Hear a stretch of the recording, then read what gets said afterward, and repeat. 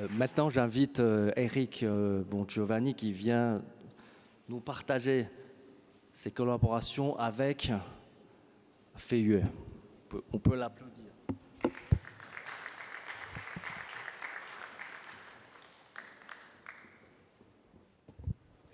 Bonjour à tous.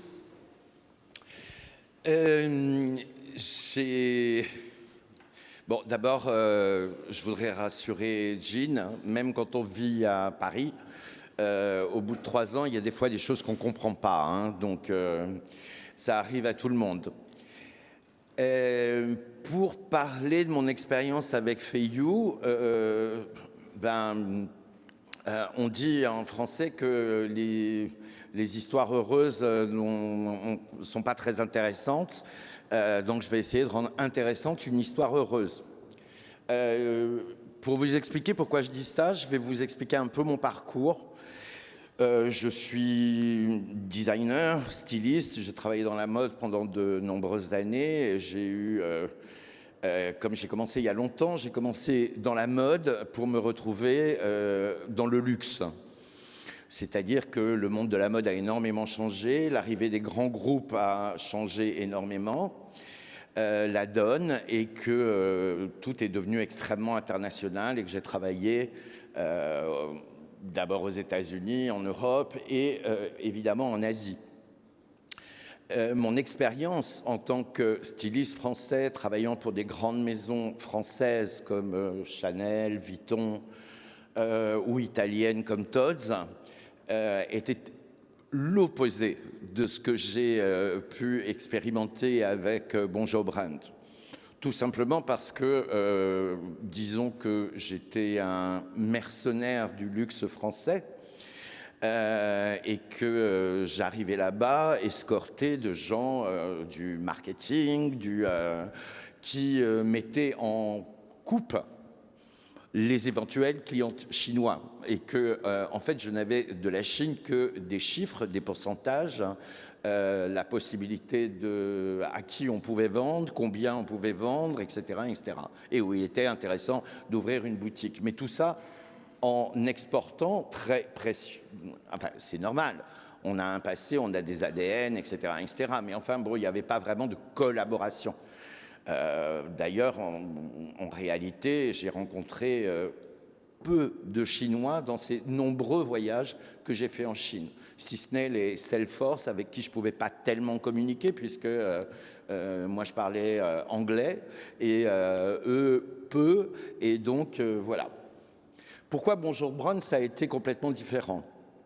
D'abord parce que j'ai eu affaire à des personnes qui étaient charmantes, qui étaient à l'écoute, qui respectaient mon travail et qui avaient des choses à me dire.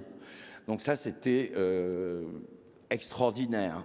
À travers eux, je me suis rendu compte qu'au-delà de ce fantastique marché qu'est la Chine pour les produits de luxe, il y avait des produits intéressants et qui existaient en Chine, que nous, on connaissait mal, mais qui avaient une vraie histoire.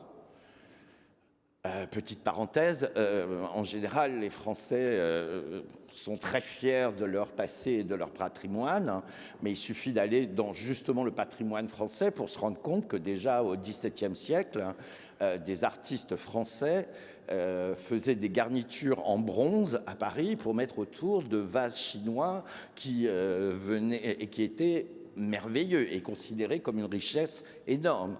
Et que pendant très longtemps, les gens qui, au XVIIe siècle toujours, et il suffit d'aller à Versailles pour le voir, il y a des artistes français qui se sont évertués à essayer d'imiter la laque chinoise. Et qu'ils ont mis quand même pas mal d'années pour avoir quelque chose qui n'était qu'approchant. Tout ça pour dire que la Chine, c'est aussi un pays innovateur et qu'il y a une tradition culturelle qui est largement comparable avec la française. Voilà, pour en revenir à mon expérience, j'ai eu la chance de travailler sur Feiyu. Feiyu, pour se faire simple, c'est un peu ce que pour ma génération, a été la Converse en France. C'est-à-dire une basket en toile, pas chère, que d'abord on a mis pour le sport, parce que d'abord on n'avait pas vraiment le droit de mettre des baskets pour aller au lycée, à mon époque. Et voilà, et donc c'est une marque qui est extrêmement connue. Moi, mon background culturel, j'ai commencé très tôt à dessiner des baskets pour des maisons de luxe. J'ai grandi avec l'urban culture, les tags, etc., etc. Et je me suis rendu compte que, en fait, c'était pas très très compliqué de parler à des jeunes Chinois. Parce que le fait que le monde soit, à travers justement les réseaux sociaux, les vidéos, les groupes de musique, etc., soit devenu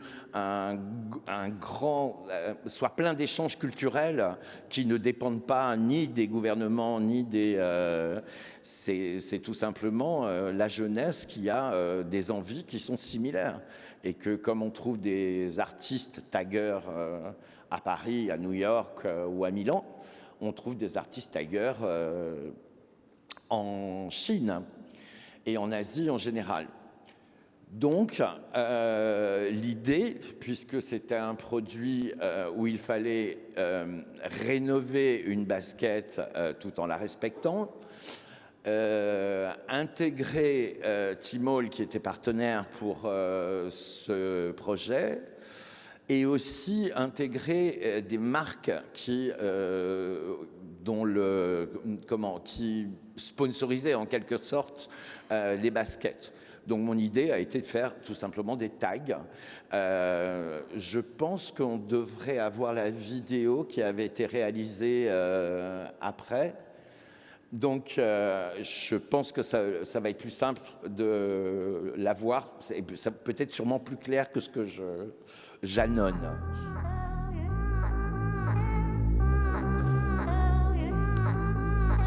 Worship. Worship. Oh my goddess. Yeah, she the hottest. That's plain and simple. I'll bring on out your Holy Spirit if I bless the temple. Bonjour à tous, je m'appelle Eric Bongiovanni. Je suis fashion designer spécialisé dans l'accessoire depuis 30 ans. Depuis les années 90, je m'intéresse au monde de la sneaker et c'est devenu ma passion.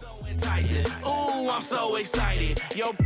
Bonjour Brand m'a confié le design d'une nouvelle sneaker Feiyu en co-branding avec Tmall. L'idée est de créer une nouvelle sneaker icône qui respecte l'ADN de Feiyu.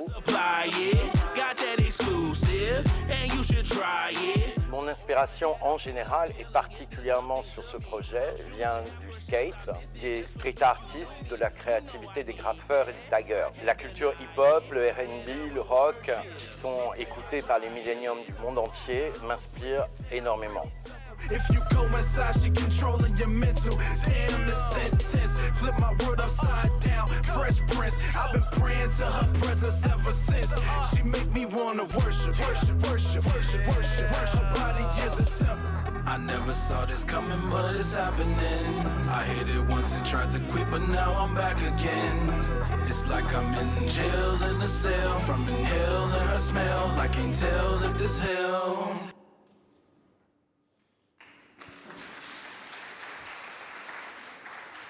Merci pour eux, parce que la vidéo fait beaucoup aussi. Je voudrais juste ajouter que non seulement, évidemment, ces baskets ont eu un vrai succès, mais en plus, je voudrais insister sur la réactivité de toute l'équipe de Bonjour Brand. Cette collaboration a eu une suite. Entre-temps, il y a eu le Covid, évidemment, qui a commencé à frapper les Chinois avant de nous frapper, nous. Et au moment où nous, on était enfermés chez nous, les Chinois ont commencé à, eux, pouvoir recommencer à sortir de chez eux. Et j'avais trouvé vraiment superbe l'idée qu'avait eue l'équipe de Bonjour Brand, qui était revenue vers moi en me disant on va faire une suite à la basket et on va l'appeler On sort, ou on peut sortir. Et ça, voilà, je veux dire, moi qui étais dans mon quotidien parisien, angoissé par ce grand monstre covidien qu'on connaissait, qu'on connaissait pas, en fait, le fait que eux imaginent déjà qu'on allait en sortir et qu'on allait reporter des baskets, c'était génial et ça m'a fait beaucoup de bien. Au-delà du fait que tout était un peu arrêté en Europe et que je ne faisais pas grand-chose, donc ça m'a permis de travailler, et on est tous là pour travailler, bien sûr, mais ça m'a fait aussi beaucoup de bien au moral, en me disant qu'il y aurait un après, et qu'à l'époque, on fantasmait tous sur l'après et on ne savait pas ce qu'il serait. Voilà, je vous remercie beaucoup de m'avoir écouté, j'espère que je n'ai pas été trop long et ennuyeux, et je vous souhaite une très bonne journée avec Bonjour Brent.